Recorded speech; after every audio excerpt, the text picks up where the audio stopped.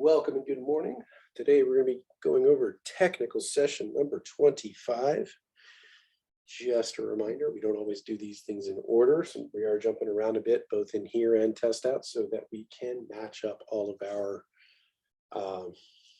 curriculum together. So you're learning all the same stuff at the same time, rather than learning something here, then learning it in the other criteria a week or two from now, and it getting confusing and frustrating. We try to kind of condense it all at the same time.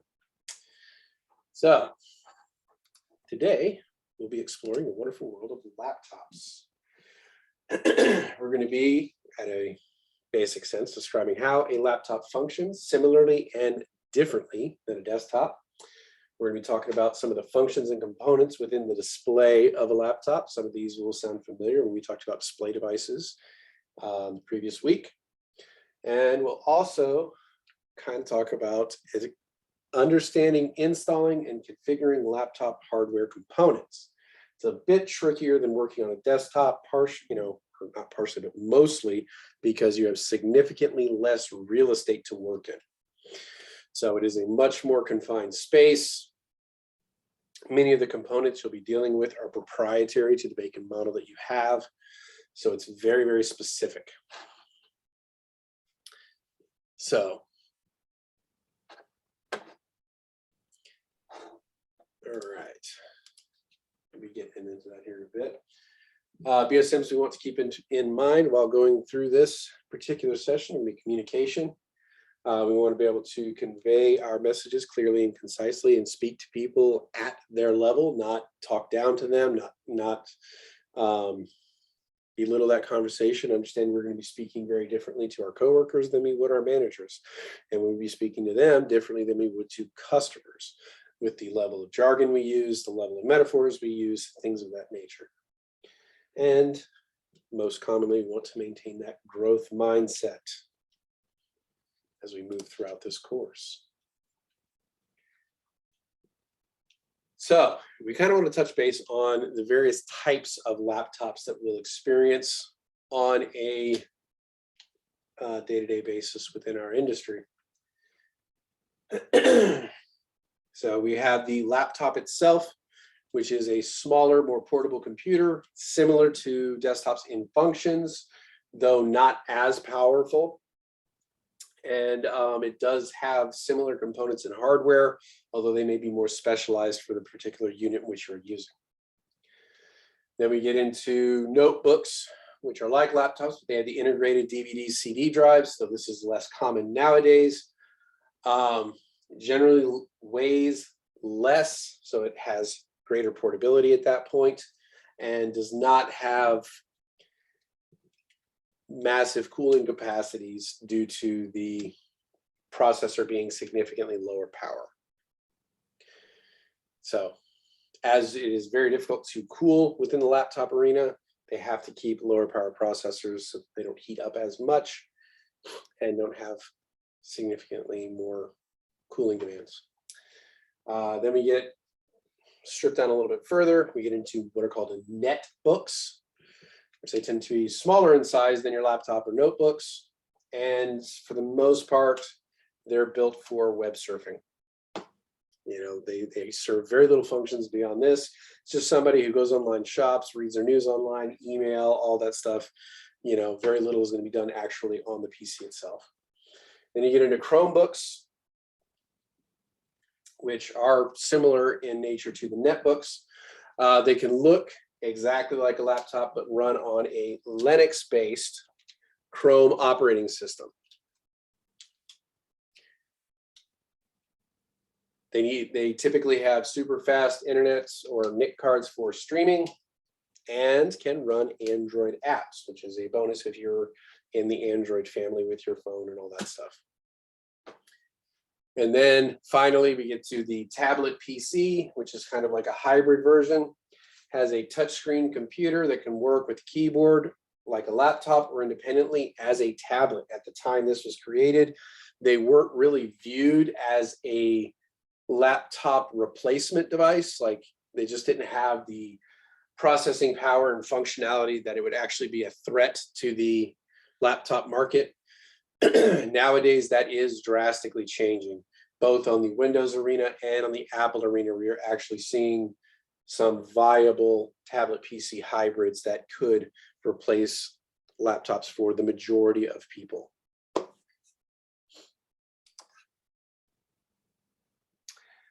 Laptops versus desktops with regards to functionality.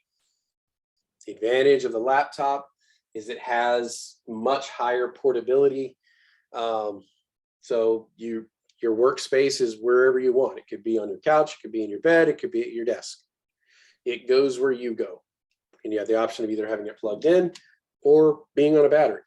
Desktop, absolutely not as portable. It tends to stay where you put it for the most part, but the cost is significantly less. Laptops have more wireless options. Some have Wi-Fi mode, Bluetooth, GPS, all that stuff already integrated at startup. This was 5 years ago. Please bear that in mind. I understand a lot of desktops off the shelf come with a lot of this stuff already, but at that time, not necessarily the case. The PC's advantage is it has much higher performance with regards to things like gaming, CAD programs like computer-aided design, video editing, all that stuff. It is much better equipped to handle things like that. The laptop has integrated input devices. Sometimes you have the touchpad at the base of your keyboard. You have either a trackball or a pointer stick, somewhere between, was it the G and the H key? Usually has a built-in webcam and microphone. Some have touch screens. Again, that is becoming more common, but was a nice added benefit a few years ago. What it is not good at is upgrades. Many of the functions and stuff that you need within a laptop, like you cannot upgrade your CPU in a laptop. That CPU is already soldered directly down to the motherboard. So it's not something that you individually could just take out and put a new one in like you could on a desktop. Desktops allow you to expand and improve upon your, framework that you already have when you bought it off the shelf. So you can add sound cards, video cards, you can add, more RAM. You can do that on a laptop to a point, but typically you only have 2 RAM slots versus 4+ on a desktop.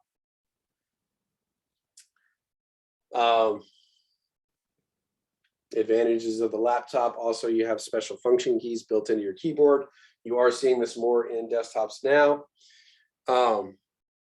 but it was more common on laptops at this point. I don't see how this is an advantage, but you can physically lock your laptop down to your desk, which kind of decreases the portability of it. But they also have the capability of doing that with desktops, and they have case locks for a desktop as well. Some of them had rotating and removable screens, depending on the type of laptop you're talking about. If you're talking about the tablet hybrid, typically the keyboard can disconnect from it and it can be just a straight tablet at that point. And laptops tend to pay a little bit more attention to the quality and construction.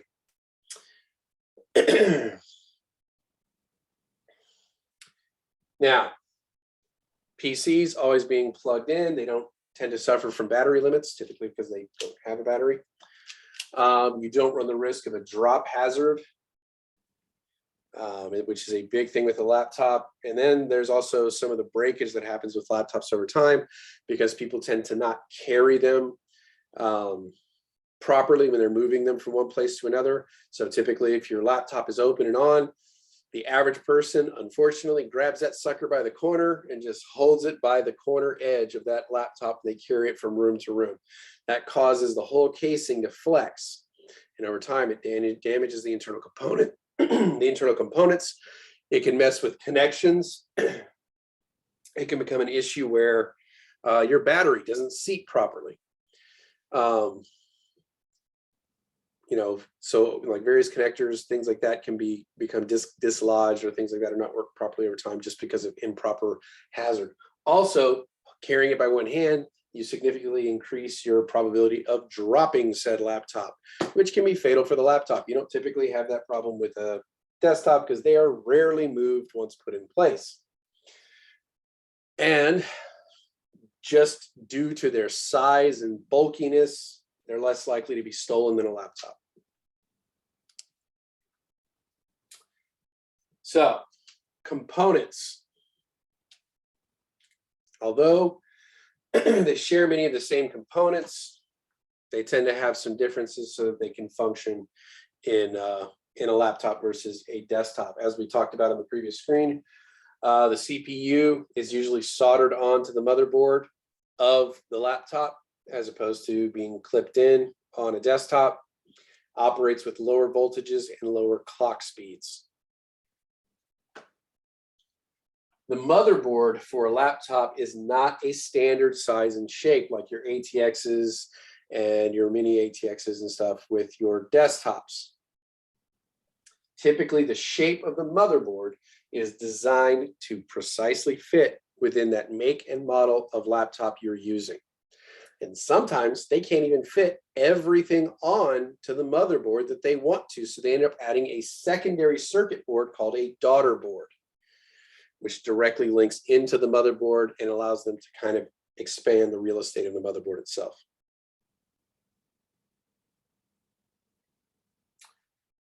The heat sinks in the laptops, because they're so much smaller, they have to be much more compact in form and be significantly more efficient, which is why you often hear people say, don't sit with a laptop in your lap. The name is a misnomer. If you put the laptop in your lap, you're covering the vents on the bottom and you're suffocating that laptop. It will heat up very fast.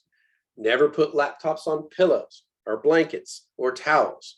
They typically need to be on a flat surface, so that the vents are clear and the laptop can breathe.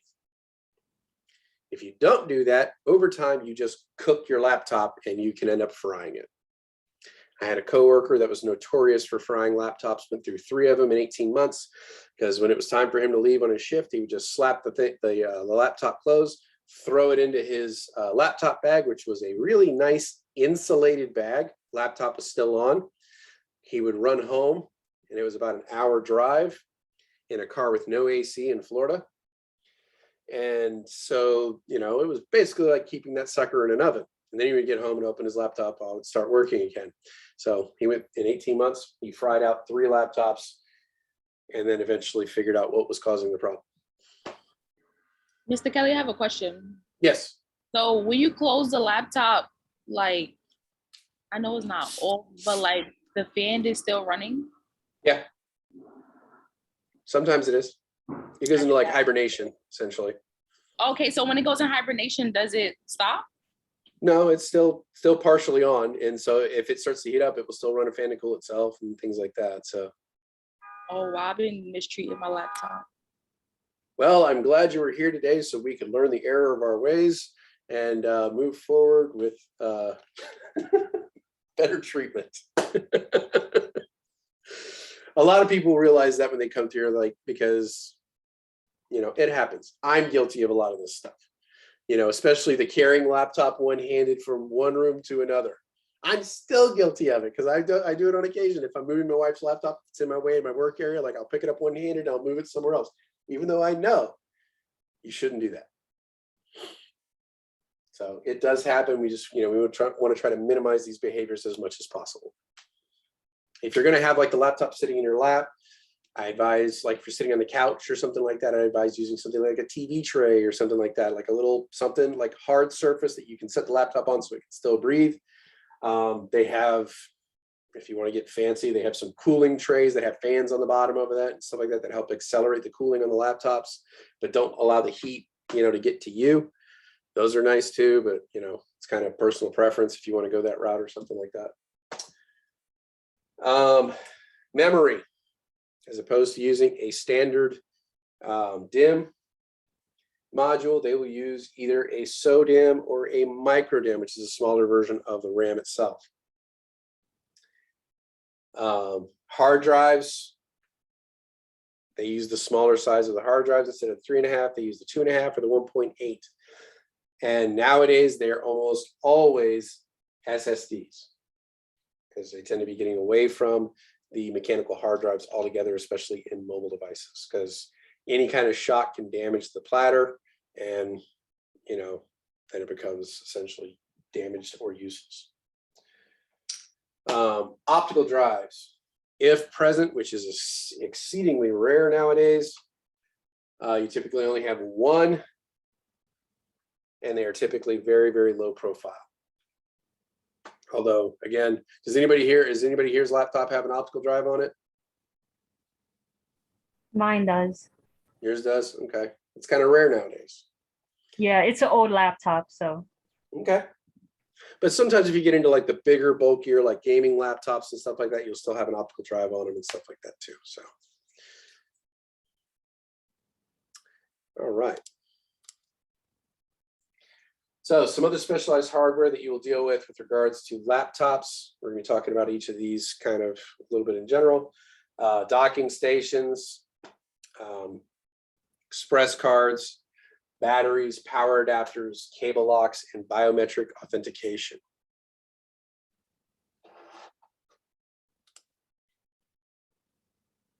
So, all right. So first, in our specialized hardware with regards to laptops, we're going to be talking about docking stations. Typically, when they say the term docking station, they're talking about what you see up here, where it is a physical bar that the computer actually locks down into. And then over here is something we would call a port forwarding device, or port replicator, excuse me, not port forwarding. You would have a port replicator, which would essentially allow you to recreate a lot of the ports that you would have on a desktop and then link it to a single port on your laptop itself. So we would have like a USB Type-C connector that we would hook up a port replicator to, and then we would be able to hook up monitors, network cards, all that kind of fun stuff that we would have, keyboard, mouse, that we would normally have at the desktop. And then when we would come in during the day or come home at night, all we have to do is plug in that one connector into that USB-C, and it duplicates everything over those other ports, puts everything up on our other monitors. Our keyboards are now active and all that stuff. And we don't have to hook up all that stuff individually every single time we move our laptop. Docking station does the same thing, except you're just locking down into it. Big difference between the two is the docking stations tend to be proprietary to the make and model of the laptops you're using. So if you have like an HP model 527C, that would be the only one typically you could use on that docking station. Whereas if you have a port replicator, almost anything with a USB Type-C almost would be compatible with it. And it also transfers power too. So again, you don't even have to hook up a power, your AC adapter. It's just straight USB-C, everything goes through there. Questions, comments?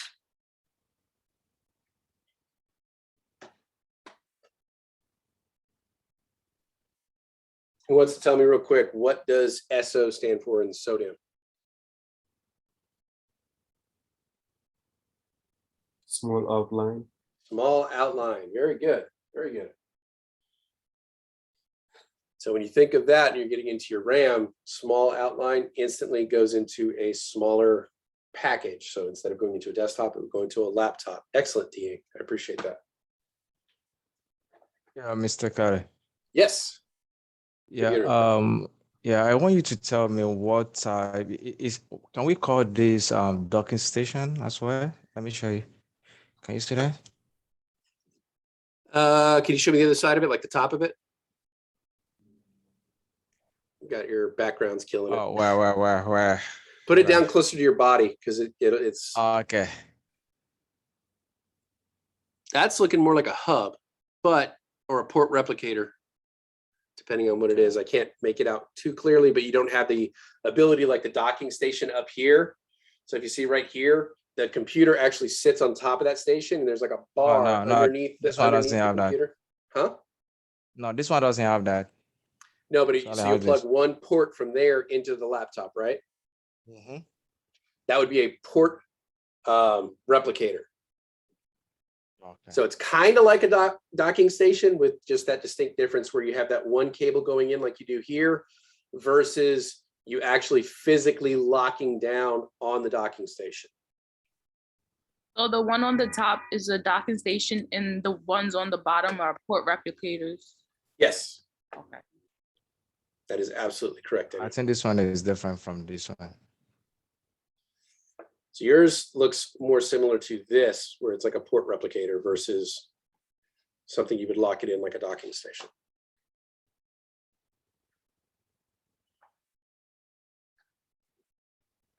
Good question, though. Any other questions, comments? All right. All right, some specialized hardware that you might see as well on your laptop would be an express card. We briefly mentioned this one when we were talking about drives. And we brought up briefly the PCM-CIA, or the Personal Computer Memory Card International Association. These cards can have a multitude of functions. You can add extra USB drives. You could add FireWire connections, sound cards, wireless network adapters, flash memory, TV tuners, or even extra hard drive space. So there's a lot of things that can be done with this single type of infrastructure. And if you see here, there's two types here, and they go in these slots on the side of the computer. And then over here, you can see they have these eject buttons that you'd be able to eject the cards when you're done using them. But they kind of allow this expansion ability that you would have with desktops that wasn't available prior to this point. So it just brings more functionality to your computer and some growth or expansion, so you can kind of increase the longevity of your systems.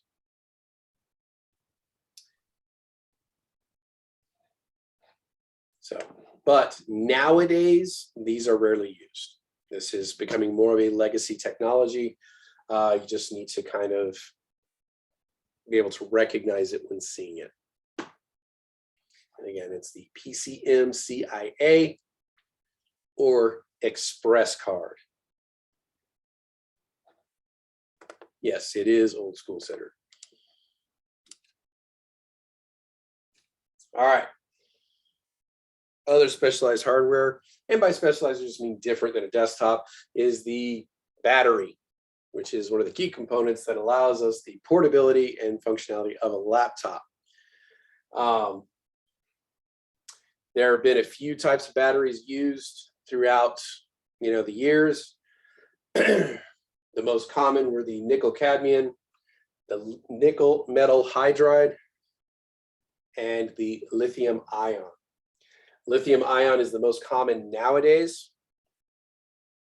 The nickel cadmium is very much a legacy technology, and nickel metal hydride, not quite as common as the lithium, but I think it has better recyclability, if I remember correctly, over the lithiums.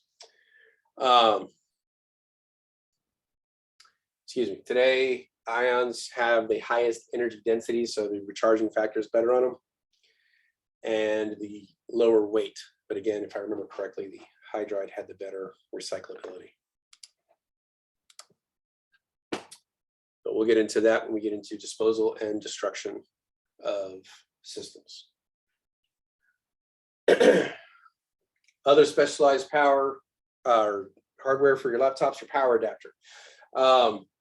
Much like the power supply in your computer, which does what? What does the power supply do? The main function? Supply power. Supplies, well, yeah, it supplies power, but Oscar, it converts AC, which is what's coming out of our power outlet, into DC, which is what the components inside the computer can use, right? Except on a laptop, this piece is external. So it's this big bulky piece. You notice on almost all your laptops, you have a cable that's interrupted by that box, and then you have the rest of the cable. That's your power supply. That's what's converting the power for you on your unit. And on the back of that, you need to be very specific, because just because the plug fits doesn't necessarily mean that that adapter is good for that PC. They have different voltage and amperage outputs. And if you put the wrong one on the wrong type of system, you can fry the internal circuits. So you want to be sure that you're using the correct power adapter with the correct system. Agreed. Yes, Oscar. Nowadays, that's like the difference between the exam and real life. Nowadays, they're more often using USB-C versus these AC power adapters. Other thing you need to pay attention to is, and this is kind of older technology, but you do still see it used. In cars, we have the old cigarette lighters, but they call them power adapters now. And you plug into those. Well, if you're in a car, they output DC. So you don't necessarily need this piece in the middle to convert it from AC to DC, right? It just needs to regulate the voltage. Yes, it's 12-volt DC coming out of a car, typically. Here's where they'll ask a funny question of you, and it doesn't make sense on the surface, but if you think about it, it does. So they may ask you something along the lines, if you're on an airplane, what type of connector might you use? Well, up until like the 90s and even into the 2000s, if you flew on planes, they had those little, they still had the ashtrays in the middle of the seats, and they had the cigarette lighters in there. So people started using the cigarette lighters for power output, because that's all it was a cigarette lighter was just heating up a coil, in order to light a cigarette. But it was still the power output for, you could still use it as your power output for electronic devices, but it puts it out in DC. So if ever using those power ports, like the round sockets, the little metal bars on it, the little button on the end, and you're plugging it in, that output is DC, direct current. So you don't need the conversion factor of your power supply at that point. At that point, it's just regulating voltage. So, but typically it's changing it from AC to DC out of your electrical outlet on your wall to your computer.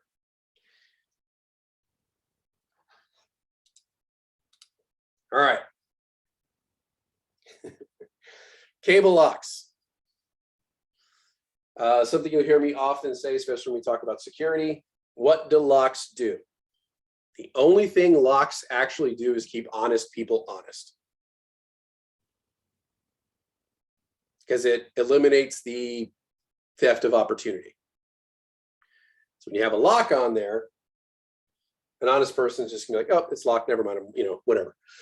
But a criminal is going to get it either way. If they really want it, they're going to get it, So what you're doing is you're just trying to make things less convenient for them to get. And that's also why when we speak of security, we talk about layering security. There is no magic bullet that's going to stop every type of, potential invasion. We have layers to our security.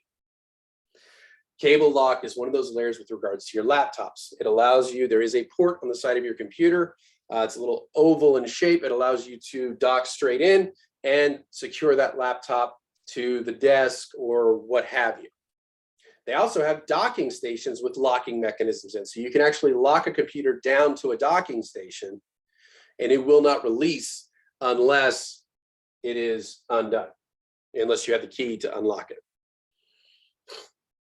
So if somebody wanted to take this, they have two options. They can either break the case by shattering by breaking that little plastic case to get that lock out, or they can cut the cable with bolt cutters, which isn't real subtle.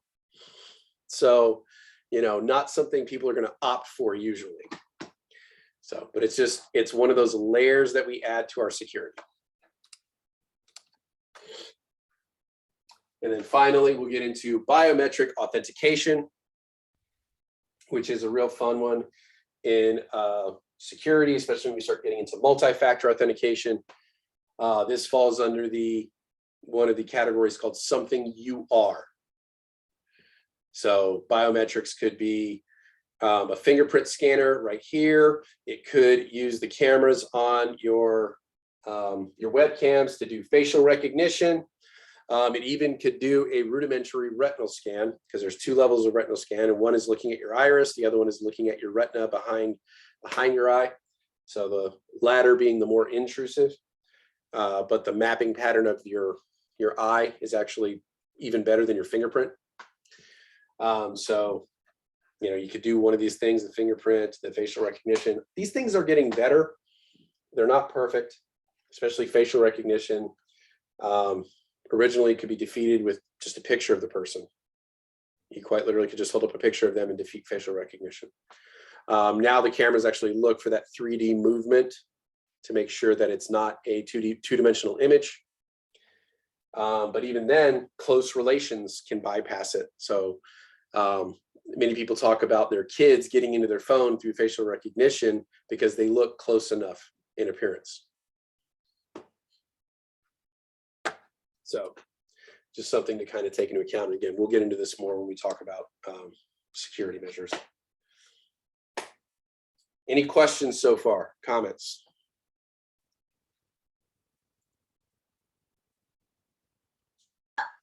I have a question. So Yes. I think it was the last two slides. So anything that's not coming out of the wall, we gotta assume it's DC current? That is a great question, and I'm always leery about just automatic assumptions. Okay. But I would say if it's coming out of a vehicle, it is typically going to be DC unless more vehicles are adding the two-prong plugs. So you would have with your normal like your plug that you put in the wall, so they would actually put out AC. So I don't know if you've seen this in some of the more recent vehicles. So like it's like a regular plug inside the vehicle? Yeah. Oh, wow. I know some like trucks and SUVs will have it like in the back near the tailgate, where you could actually just plug in an actual appliance with no intervening, you know, DC plug or anything needed. And it's specific. So that's where I'm saying like it's risky when you start making those assumptions. If you're using that round port, the little round socket, I would say that is always DC. If it's a USB plug giving power to a device, that is DC as well.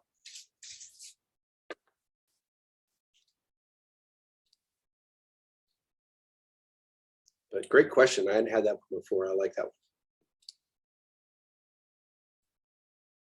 All right, some of the physical ports you'll come across on laptops. And again, this is going to be specific to the type of laptop you have, make and model. Each one's going to be slightly different, but these are some of the most common ones you'll come across. So we have a DC jack right here, which is where it would get its power. On an Apple device, it might be a little bar because they use the magnetic power adapters on those. Or like Oscar was mentioning earlier, many of them are converting over to USB-C for their power input as well, because you can also push data over it, making it much easier for things like a port replicator.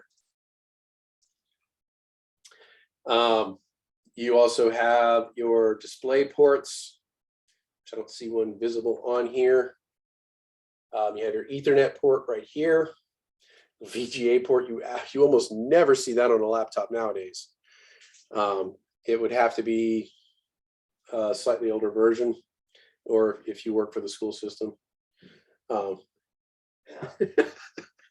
have two. You have two. You have two under you. You have a DVI and a VGA. This one actually still has the HDMI port on there. I have that. It has two USB 3.0s and then one USB 2.0. On the other side, the optical drive that is almost not seen on most laptops nowadays, because they're converting over more to USB drives. This is that little oval I was talking about right here, where your cable lock would go in to secure it to the desk or what have you. And then microphone and speaker ports. Tell your students I'll bring home my school laptop just so they can see. So they can feel sorry for the fact that you have a 20-year-old laptop? Yes. All right, here's some other ports. Here is that MagSafe that we were talking about with regards to Apple, has that little bar in there. So instead of it being a physical port that goes in, it is quite literally a magnet that lays on top of it. Makes it a little bit safer because so frequently people get up and try to walk away with their computer still hooked up to stuff, and the MagSafe just pops right off and doesn't hurt anything. If you do that with a normal desktop, if you get it at the right angle, you could damage the port very easily. But I think even with USB-Cs, that's still a possibility, but I believe they're also going towards, some of them are going towards this magnetic charging as well. I know phones are predominantly moving towards that way. So, all right, we got our FireWire connection right here, which was typically an Apple thing. There's a display port, but also the Thunderbolt connector right here.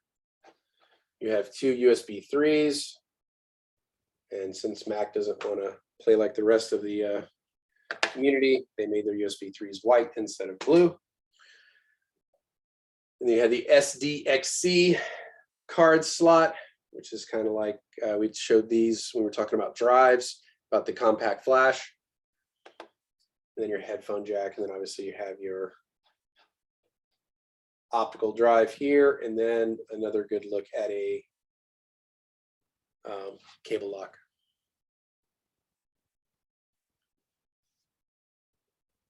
Questions, comments? At this time, the MagSafe lock was proprietary to Apple.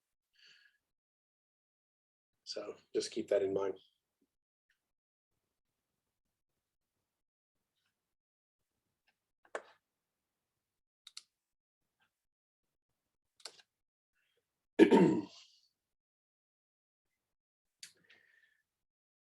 All right, some display features and functionality.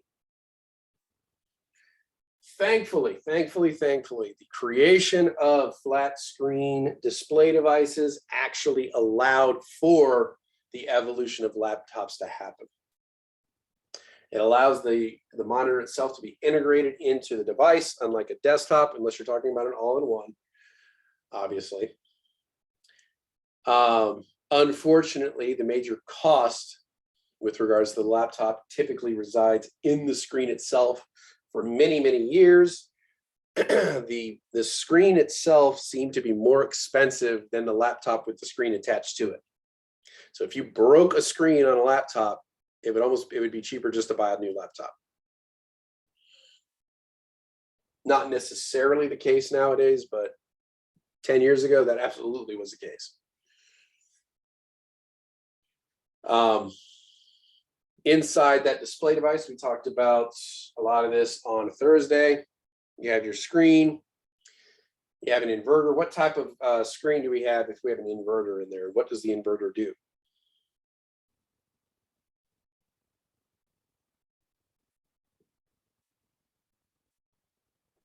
It's for the CCLF. Very close, CCFL. So it is for the CCFL type of backlight. So what does the inverter do? Oh, Oscar's got it. Go ahead, Golly. I'm about to say invert the power current from DC to AC. Absolutely correct, sir.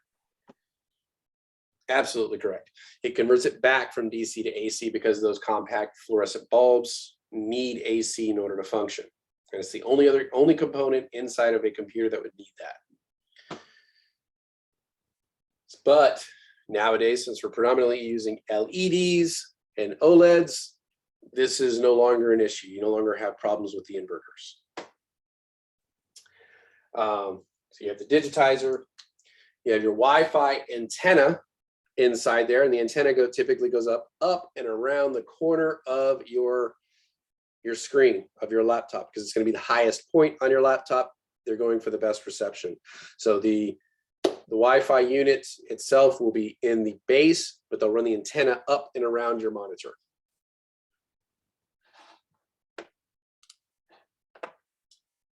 And then your webcam and microphone typically built in at the top. Here is a key piece that you probably want to remember. What is the component that is most at risk when working on a display device or a monitor? It is the plastic bezel that goes around your screen. So it is this little shaped piece of plastic. It's very thin, it's very fragile. And it goes all the way around your screen, makes it look prettier. When you are working on the laptop, you have to take off that bezel in order to get behind to the components behind it.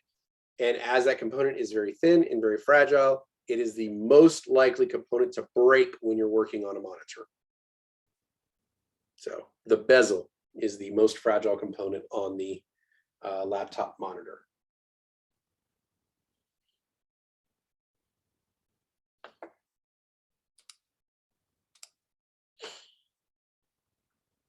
All right. Display features and functionality continued. Typically, your screens on laptops range from about 10 to 17 inches. I've seen as high as 10 to like 22, but beyond that, it gets a little obscene.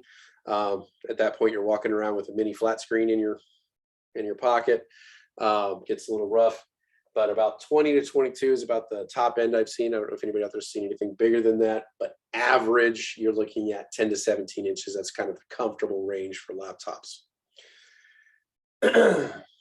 They typically have an aspect ratio of 16:9 or 16:10, and that is your vertical and horizontal measurements. And your resolutions 5 years ago was XGA, WXGA, WSXGA. Now it is not uncommon to get 4K resolution on a laptop. So not uncommon. As we talked about in the previous liquid crystal display, back then CCFLs were as common as your LEDs. OLEDs were very rare.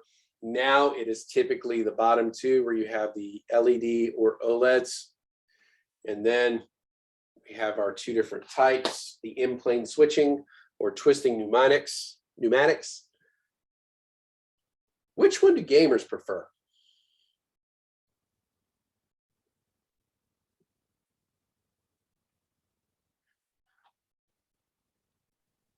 Shit, TN.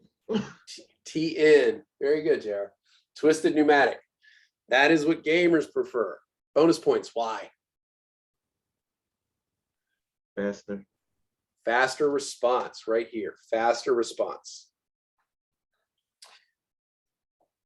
It's just a benefit that it's cheaper. But it also has that narrower viewing angle. The IPS has that wider viewing angle. Better color representation, but the response time is much slower. So if you're in something like competitive gaming, that could lose you your edge.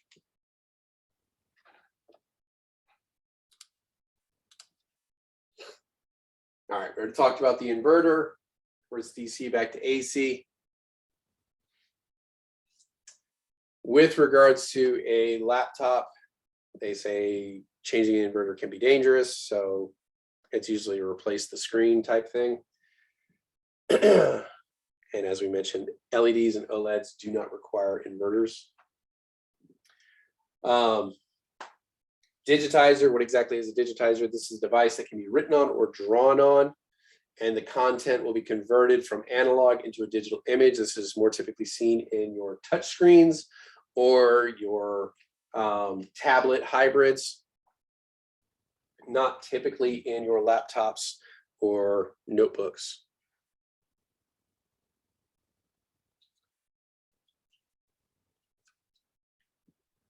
Questions so far?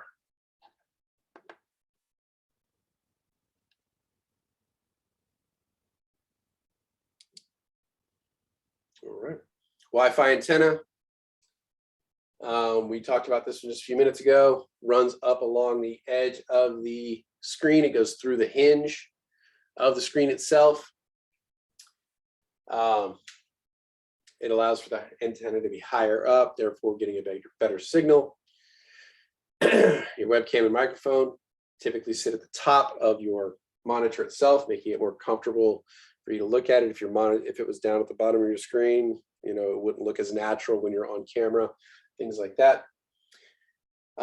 Sometimes they'll build the microphone in the base. Sometimes they'll put it next to the webcam itself.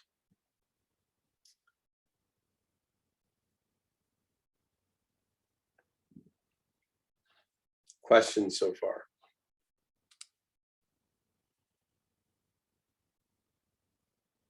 All right. Man, we're flying through this one. All right. Care and maintenance of LCDs. If you're gonna clean it with a dry cloth. Avoid the use of chemicals. Chemicals can damage it. When cleaning your keyboard, trackball, touchpad, all that stuff, again, dry cloth and compressed air or a specialized PC vacuum. That can suck out all the dust and debris. Hopefully it's not food particulates, because we don't eat at our computers, do we? No, okay. I wish we could say the same for the people that work at our company. So unfortunately, they all eat at their desk. I don't know why. All right. If you have one that is particularly dirty, you may have to remove some of the keys to be able to blow all the dust and debris out of there or get it out. If you have keys that are sticking, you may have to remove the keys, clean out from underneath those, and clean out their ports and put them back in. And not a fun task. And then you never open the display panel if there is any other option. So typically that would be something you would remove and replace. Typically won't open it up and work on it.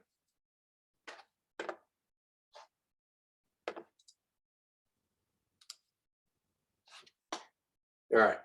Laptop display issues, some ways we would go about fixing this.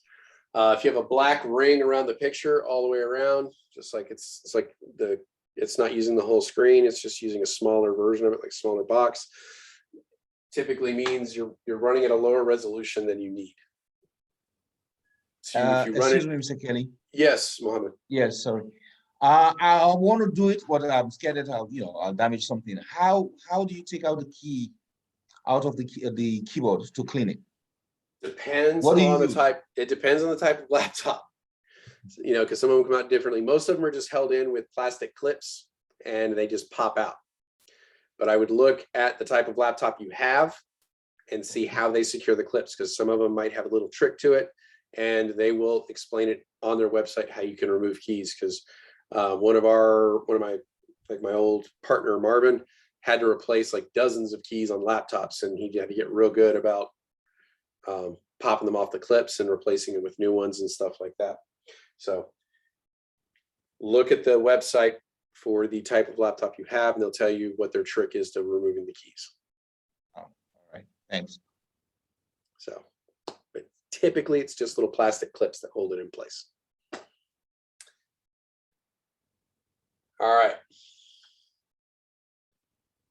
So running at a higher resolution if you have that black ring that goes around, or set display to fill entire screen. We talked about dead pixels. What are our three ways of handling dead pixels? We got 3 ways.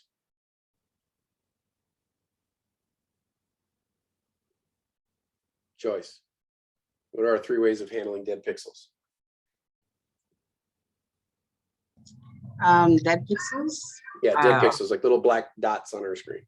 I think it needs to be fixed. Like, need to have a new one, buy a new. So is there under warranty? It's under warranty. You send it in. All right. The other option you said was to replace it, right? Replace it, yes. What's our third option? Throwing it away. I don't know. Deal with it. Deal with it. Third option is essentially if it's not interfering with the work and it's not a ton of pixels, it's just kind of deal with it. But that also really depends on the type of industry you're in. Again, in the medical industry, where dead pixels could lead to misdiagnosis, it's critical that every pixel works. So that would be an instant replace. Yes, Tomas. I have a learner's checkup to go to. I just wanted to let you know before I go No to worries. it. Yeah. No problem. Not a problem. All right. Other issues we may come across: fuzzy text. First option, clean your glasses, make sure they're not smudged, because you know that helps. Next, run it in a higher resolution. Enable clear type, which gives you much crisper edges around the text. And then you go to display properties and appearance and effects and see if you have anything that might be turned on. I say the glasses thing because I do that very often where I forget to clean my glasses and they're very smeared or whatever, and I try to read something that just is too fuzzy and I can't get it. Randomly shuts off. Change your refresh rate because it could be getting a little overwhelmed. The other thing is open MS config and stop any services that currently may be taxing the system. We will get into that in a little bit, but you want to go in and basically shut down any applications that you're not using that may be running in the background. You know how that happens on your phone. If you don't go in every few days and look and see all the applications that are still running in the background and shut them all down, eventually your phone just gets really, really slow and sluggish. Just like on phones, we got to do this on computers too. So we got to see what's running in the background, shut it down. Also, from time to time, go in and look at your startup menu and see what's starting up every time you launch your computer. It would be very surprising to you, all the programs that are opening up every single time you turn your computer on. Because a lot of times when you install a program, even if it's just for a quick use, like Dropbox was a big one. The moment you install Dropbox on your computer, it instantly puts it into your startup menu just for your convenience. So every time you turn your computer on, Dropbox spins up. This happens with a ton of software. As you install it on your computer, they instantly add themselves to your startup menu so that they'll be up and running for your convenience. But over time, your convenience leads to your system being much slower, and especially with programs that you very rarely, if ever, use. So from time to time, go in and look up your startup menu and see everything that's booting up when your computer does. If it's not something you want to boot up, shut it down. If you don't recognize it, look it up before signifying that it shouldn't be started up with your computer, just so you don't kill a critical function. Replace screen, Oscar. Depends on the cost. So, black screen on startup. Check your video card, or start in safe mode and then check your drivers to see if they're okay. So if it's a blank screen or black screen on startup, it usually is related to your video card. Questions, comments, concerns, complaints?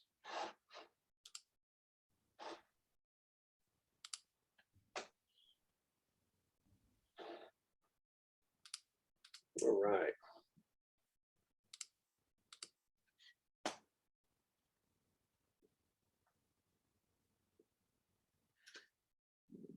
All right, configuring hardware and components. Thankfully, most laptops have recovery partitions that can restore to the original settings that were on that computer. So you kind of have a version of your operating system as it was when you first got it. Have you ever had to do this for your phone? Anybody ever had to do this for their phone? You know, how easy was it, like, to restore it to factory settings? It was pretty quick and painless, right? It's like I've put too much junk on there. It's too clogged up for me to even deal with. It just seems so much easier just to go back to zero and then reload the stuff on there that I want. Kind of similar in laptops, we do the same thing. And thankfully that is stored on the recovery partition.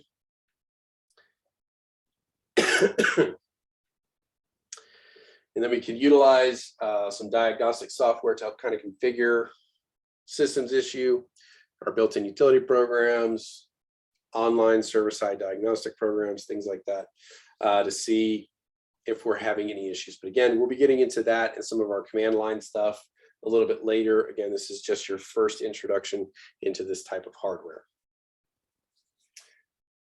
Like almost any mobile device, as a laptop is kind of that bridging gap. Please understand, for A+, when they say mobile device, they're talking about tablets, phones, you know, watches, things like that. They're very specific with regards to mobile device. They do not necessarily consider laptops to be a mobile device. That is their own category. So please keep that in your mind as you are studying.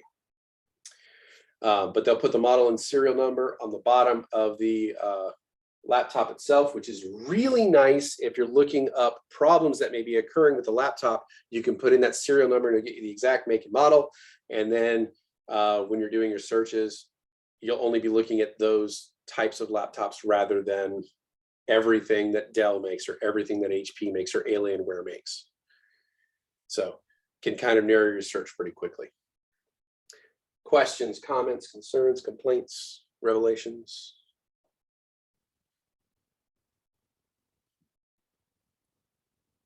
Very helpful. Very helpful. Nice. All right, upgrading or replacing memory. Do you remember the steps doing this on a desktop?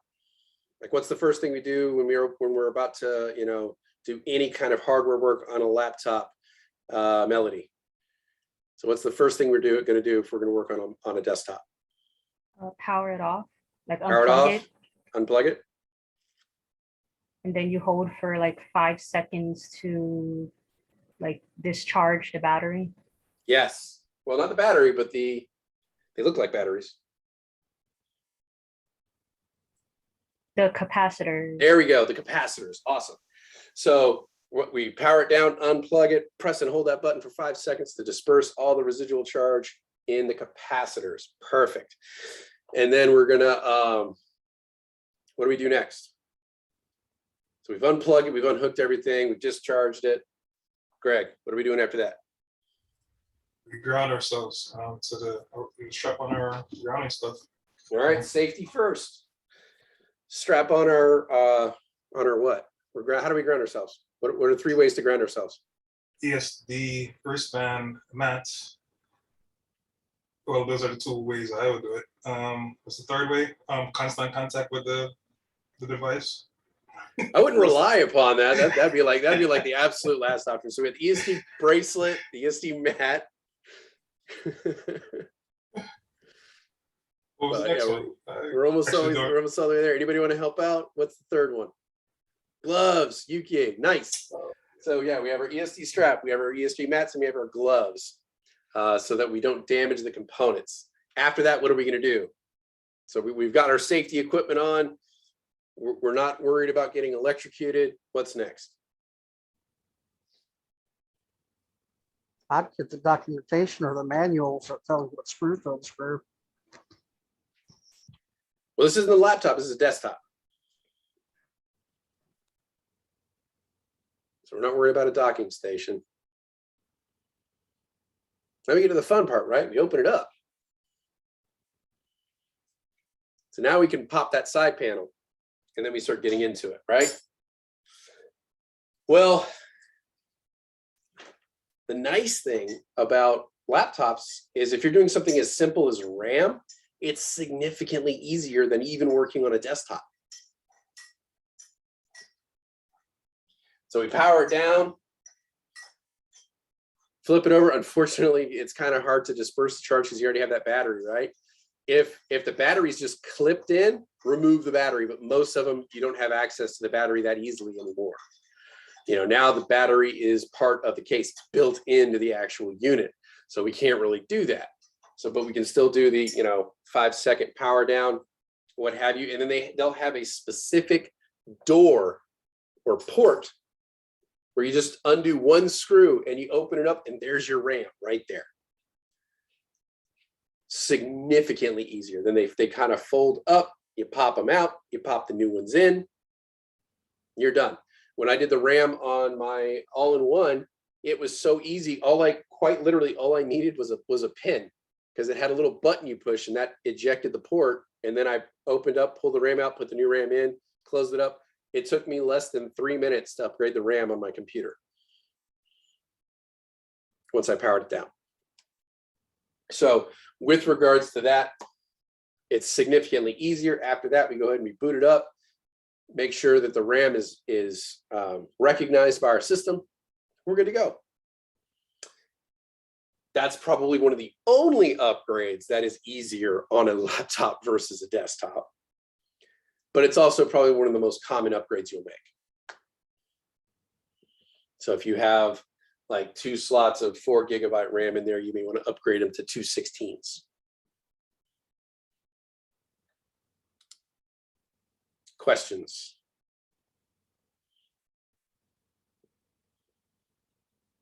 All right, but we do have some jam boards where we'll get into more of this stuff coming up, where you guys will work in small groups, kind of work through it. If you remember the motherboard map, the hardware, or the internal diagram for hard drives, all that stuff, we have all that on this wonderful Jamboard. It's like a really powerful study tool we'll be giving to you guys, and we'll be going over that first in groups, and then eventually you guys will be doing them on your own. All right, hard drives. This would be your next most common upgrade you would do. Some of them are kind of easy, where they'll have their own little port, like you open up a main panel and it's right there. We have a video here in a few minutes that they'll kind of go over this. Some of them it is significantly more complicated. And it depends on the make and model you have, if you'll be going in from the bottom of the computer or going through the top. If you need to replace the keyboard on a laptop, if you got to go in through the bottom, that means you got to remove everything out of that laptop just to get to the keyboard. So it is extremely frustrating. It's a lot of work. And so the debate will need to be had in your department if they want to spend that cost of the hours, like the time amount or the amount of time it would take you to actually complete that repair versus the cost of the item just to get a new one. So even though it typically could be a simple repair, it may not be one that your department is going to want you to undergo just because of the time involved.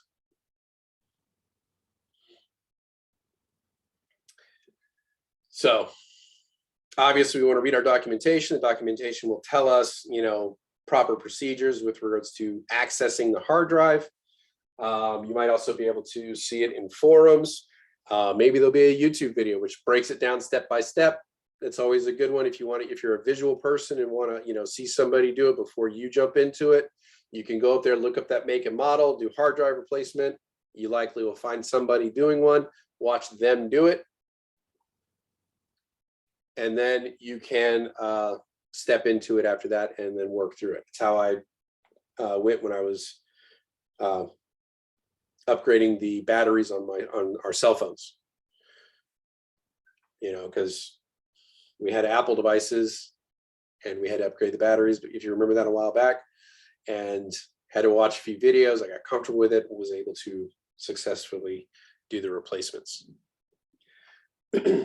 So after you've read the documentation, you located where it is, remove the old drive, place the new one in, make sure your connections are solid, put it back in.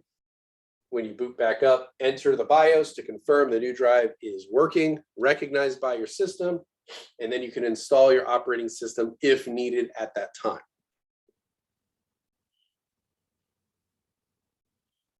So there you go. If you have to replace RAM or a hard drive, Greg says, make sure your company has Dells. They seem to be the easiest to work on. All right. Replacing, removing components and hardware. Much like on a desktop, we need to be able to recognize the internal expansion slots. There really aren't many of these in a laptop just because of available space. So your upgrade capabilities with laptops are extremely limited, you know, as compared to a desktop. Video cards, stuff like that. Like one of the things I learned about laptops, like I think it was 2 cohorts before I did not realize before, is they actually can have an external video card. Like like on a desktop, you know, you'd install the GPU, they have an external video card port. I was unaware of this until about 6 months ago, because I thought, why would you do something like that externally? But then I thought about gaming and PCs and them not having the real estate internally to do it. So they found a way to get around that externally. And then you could use something like the Thunderbolt, which has that PCI connection or PCIe connection and gives you that direct connection to it and allows for a very fast upgrade. Sorry, Mr. Kelly, I missed that for the genesis of that. piece. What were you saying? Some laptops have what? External graphics cards. Oh, okay, yes. Yeah, so that was something that I was unaware of because I didn't think that would be something that would be viable until about 6 months ago. And then we have, you know, when we're removing hardware, make sure we take all safety precautions so we don't hurt ourselves or the components themselves. And then PMP, what does that stand for? Plug and Yeah, play. plug and play. Plug and play, otherwise known as plug and pray. Yeah. Plug and pray, you hope it's there. So yeah, those can simply be, you know, disconnected or hooked up, and they should operate at that point automatically. If we're going to be doing a tear down, obviously, manufacturer's documentation, that's going to be your key go-to source. It's going to kind of give you your roadmap, let you know where everything is. They should give you proper steps to getting these units open and worked on. Make sure you have the right tools. You know, like you have a good kit that you can work with. You know, if you're working on mobile devices, if you're working on network, if you're working on desktops, what have you, make sure you have the proper tools for the proper job. Like I said, I often joke with my brother saying every tool is a hammer if properly applied. We don't want to do that with regards to computer equipment. You know, we want to make sure we're using the right tools so we don't damage the components as we're extracting them or installing them. Organizing your work and documenting all throughout the process. You know, before we start, throughout the process. So that if something was damaged when we received it, that is documented so that it cannot be placed back on us. And then taking pictures as we go so that we can easily put Humpty Dumpty back together again. One thing that is often not thought of is backing up all important data. Remember how I said people tend to not think about backing up their hard drives or any of that stuff until they have a major data loss.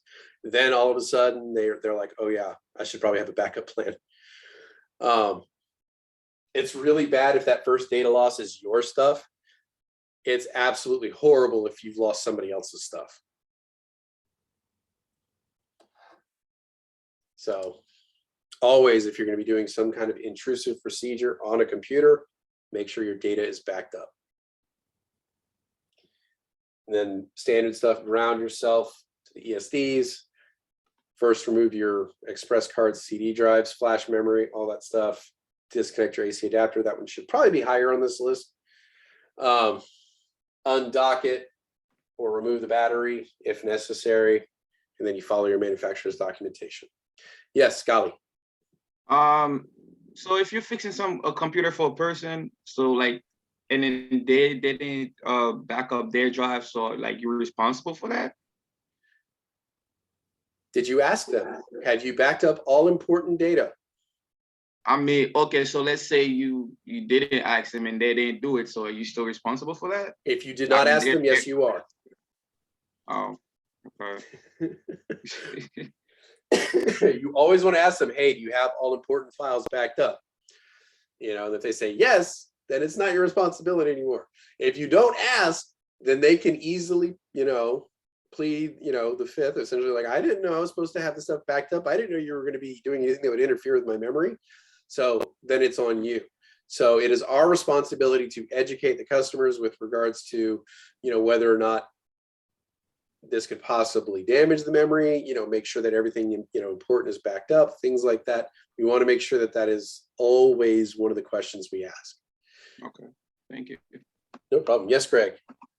No, I just added that my CTO used to always say set expectations. You know, you have to cover all those baselines before, you know, it comes to you. Yes, I love that. Establish the baseline expectations when you're talking with the customer. Do you have everything backed up? If they say yes, and then something happens and they say, I've lost all my data, we're like, you told me you had everything backed up.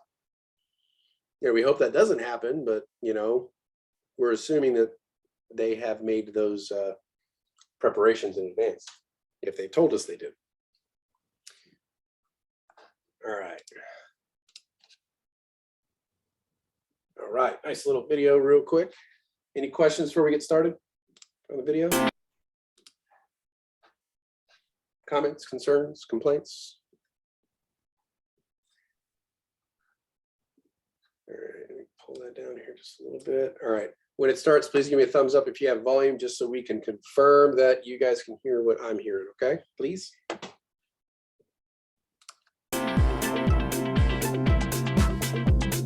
Thank you.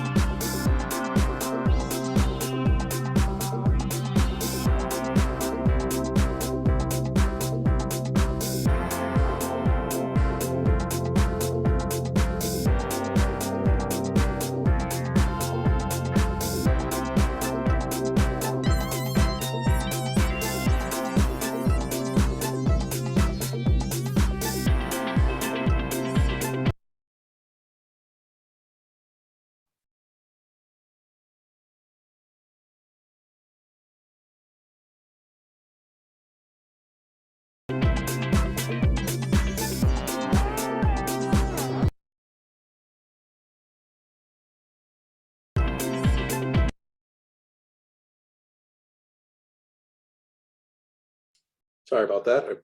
I unintentionally hit play.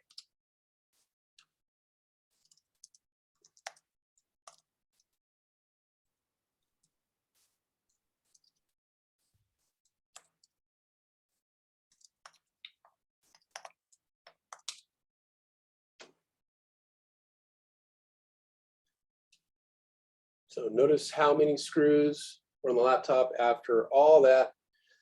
Still has to use another tool to open it. Why do you think so many screws are needed?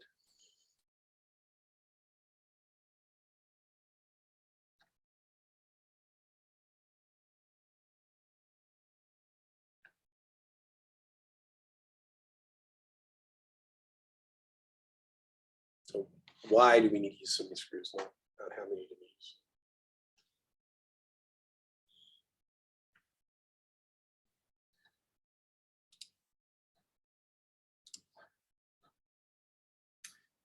All right, to ensure everything is seated correctly and can endure shock. I like that, Melody.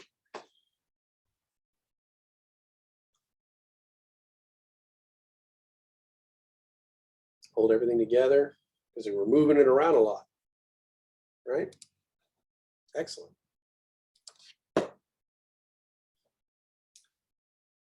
Ah, darn it, wrong button.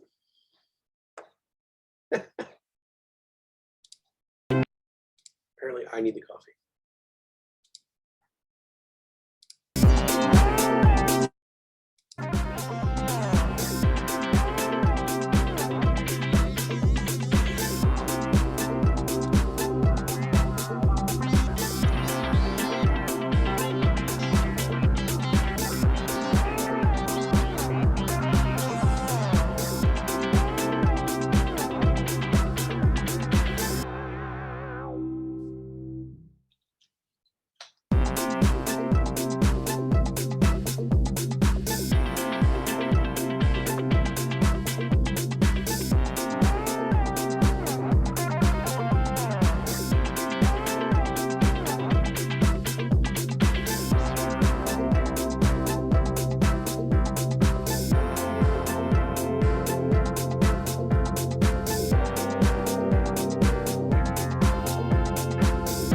Notice how everything is much more tightly packed.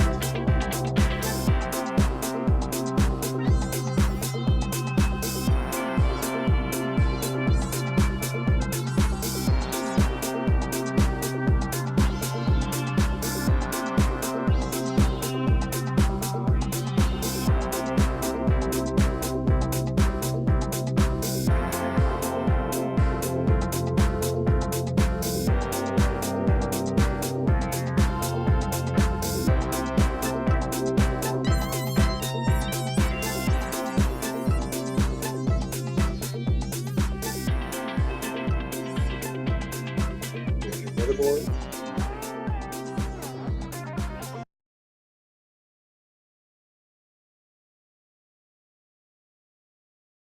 So why was the technician so careful in trying to remove the motherboard from the connection cables?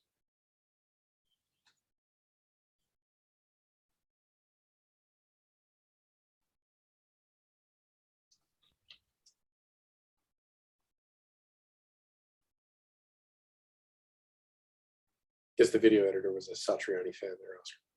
I don't know.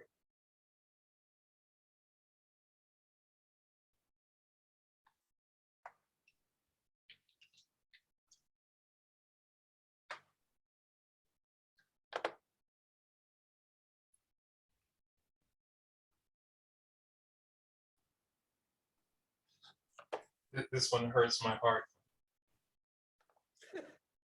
No, yeah, I have a almost brand new PC just outside of warranty, I mean laptop, and I did that same thing, man. I was trying to get one of those cables out, and I tore it.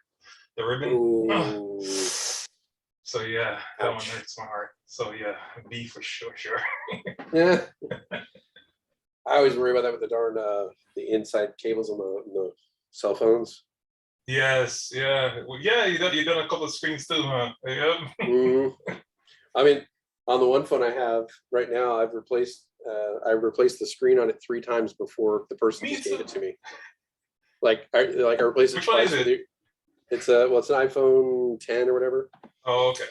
and like it has the jutting out bezel on the screen, which I don't like because I usually put them in otter boxes, and they work really good, but they don't have an otter box for this model, and so like I replaced the screen on this thing 3 times before I ever took ownership of it, and the person was just like, "Here, you can have it." Since you've replaced the screen so many times, you could just here. I did that with one of my you remember that phone? I think we were talking about it last week. The phones with the IR blaster. Yeah. The last series of that, it was a S5 or S4. No, S5. Man, I changed that screen at least 4 times. Wanted to keep it going. Kevin, you should try, if they don't have OtterBox, you should try Spec. My phone done dropped from everywhere in. Well, it's the bezel on the screen that they don't have a case that encloses it. What model is that? You said the 13 what? I think it's the 10S or something like that. I'll look it up. I can't remember, but it was like the only one that didn't have like that flat screen where they could just put it in that OtterBox. Because like before this one, I had an iPhone 6, and that thing was I bought it new when it first came out and had it for 6 or 7 years. And it only came out of that OtterBox to get cleaned and then went right back in there. And it was like, it looked brand new. It still does. It's like, yeah, the OtterBoxes are chunkier, but there's a real fun video or funny video where somebody takes the person's cell phone they had, like Apple, it was an Apple phone, and they would take it out of the case, clean it, and then they said they had something that would allow their apps and stuff to be on it, and they would hand them their same phone back out of the case, and they're like, "Oh, it's much sleeker and it seems faster and all this stuff. Like, I love the new lines on it." It's quite literally, it's their exact phone, just not in the case. And they did it to like 20 or 30 people. It's pretty funny. All right. So most people think you want to make sure you do not damage the motherboard. That's a big one. And then the small cables. Small cables is the big one. It's the cables and those pins on those tiny little connectors. They're so easy to bend. And like especially on mobile devices, you have to get them lined up perfectly. And then there's a tiny click when they go in. You can't apply a lot of pressure. Otherwise, you just bend the pins and you bend the pins and you have a very sad day. So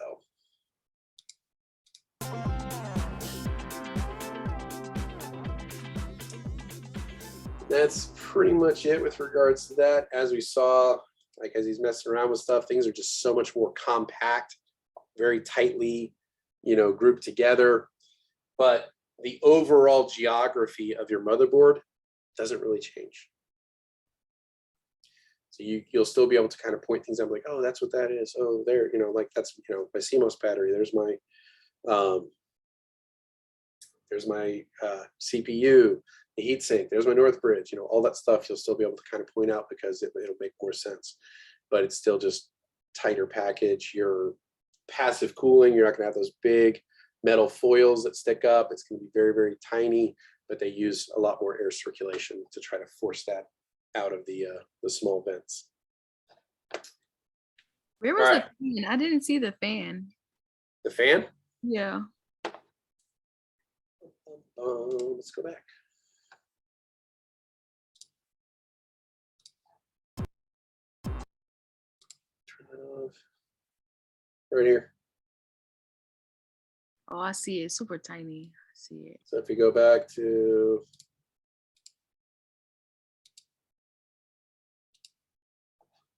right here. Okay, I see it. Oh, I thought that was an optical drive. No, the optical drive is what he pulled out first when it was upside down. Oh, okay. See if we can get to it right here. There, right here, he's pulling it out. Oh, okay, okay, There was the optical drive right there. okay.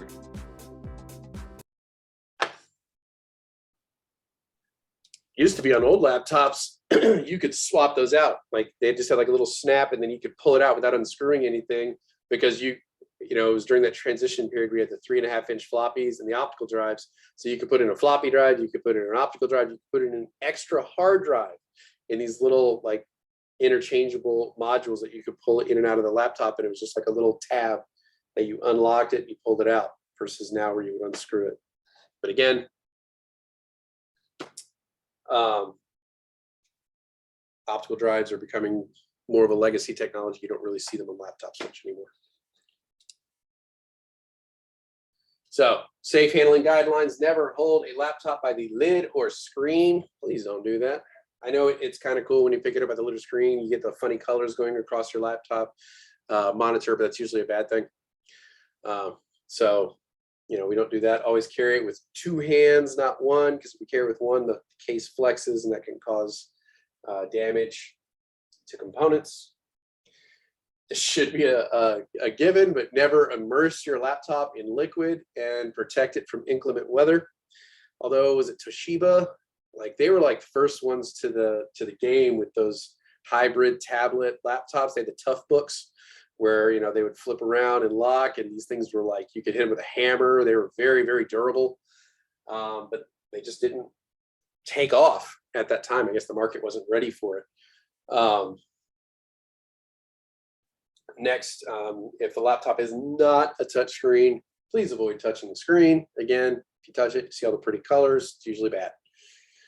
Always use a case when transporting, like a neoprene case or a laptop case or something along those lines. Most backpacks have a laptop sleeve in it nowadays, which is really wonderful. Kind of aids in that, so you don't have to carry 2 different things. Protect it from overheating by keeping it on a flat surface. Never put it on a bed or a pillow, because this will block the vents and rapidly decrease the lifespan of your laptop. When you're closing the laptop, close it from the center of the lid, not from the edges, because again, you'll cause flexing if you're doing it from the edges and it may not lock properly. Something along those lines. Never clean the laptop with anything scratchy.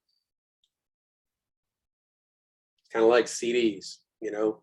How many people took CDs out and then like wiped it on their shirts, and then a month later none of their music played and they couldn't figure out why?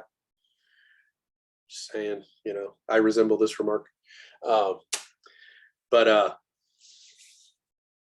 You know, your shirts, even though they may feel soft to us, are scratchy to something like that. Same with a like a screen or something like that. So use a microfiber cloth or something along those lines that are going to be a lot less prone to actually damaging the unit. No cleaning solutions.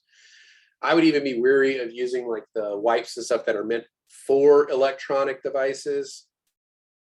You know, because The other thing is like, if you have special coatings on your glasses, if you use the glass wipes that you get from the store, those glass wipes can damage and start, eroding or removing whatever coatings you have on your glasses. So you need to pay attention to the actual manufacturer's, recommendations. Don't just go with, generic electronics wipes, because it may just be for, flat screen TVs, not meant for laptops, so it could actually damage your screens or whatever coatings, protective coatings may be on your screens.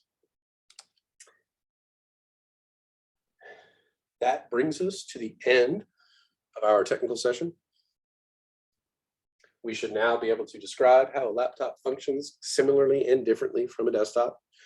What are the pluses and minuses? Cost, goes to the desktop. Portability goes to the laptop. We should be able to describe some of the components and adjustments, like the motherboards in the laptops are typically make and model specific. Sometimes they don't have enough space, so they utilize what is called a daughter board, which is a secondary motherboard that works with the original motherboard itself.